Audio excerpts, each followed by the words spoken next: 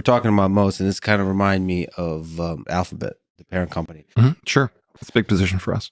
It's tricky to know with everything that's happening in AI, and I'm interviewing Sundar Pichai soon.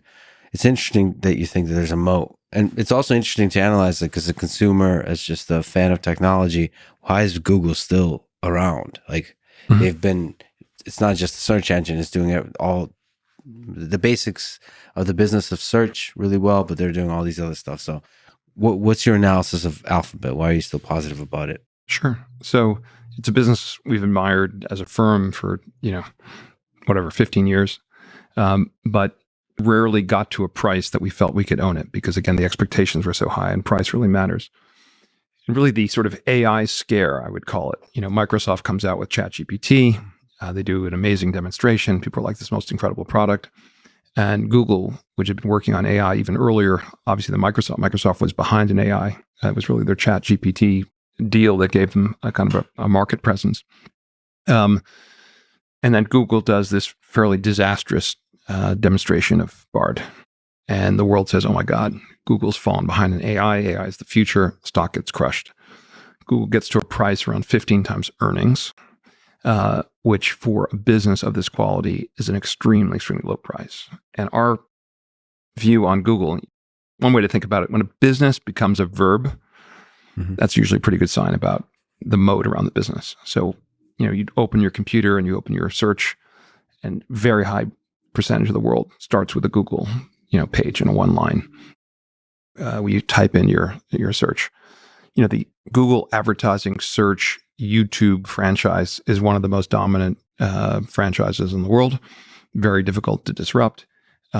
Extremely profitable. The world is moving from offline advertising to online advertising, and that trend, I think, continues. Why? Because you can actually see whether your ads work. They used to say about advertising, spend a fortune and you just don't know which 50% of it works, but you just sort of spend the money because ultimately that's going to bring in the customer. And now with online advertising, you can see with granularity which dollars I'm spending. When people click on the search term and end up buying something and I pay, it's a very high return on investment for the advertiser. And they really dominate that business. Now, AI, of course, is a risk.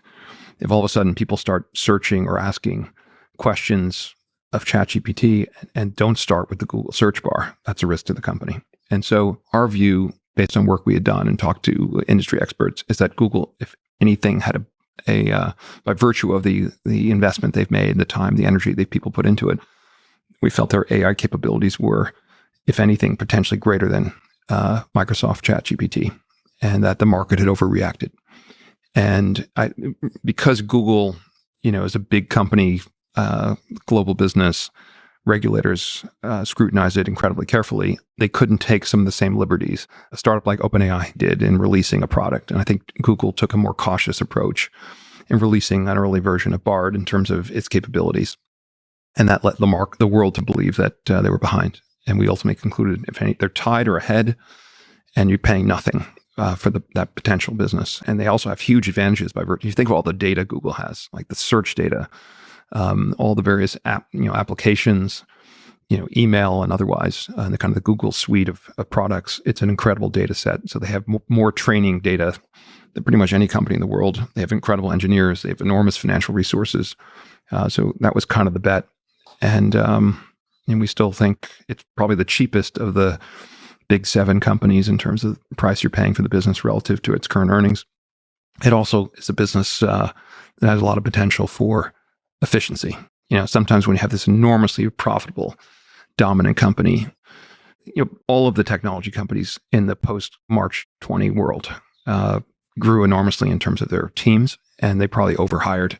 And so you've seen some, the Facebooks of the world, and now even Google starting to get a little more efficient in terms of their operations. So we paid a low multiple for the business. One way to think about the value of the business is the price you pay for the earnings.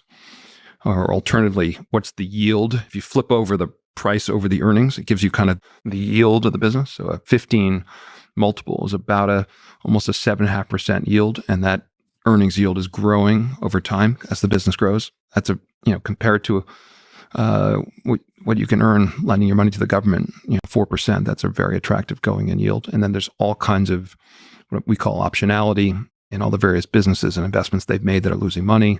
They've got a cloud business that's growing very rapidly, but they're investing basically 100% of the profits from that business in growth.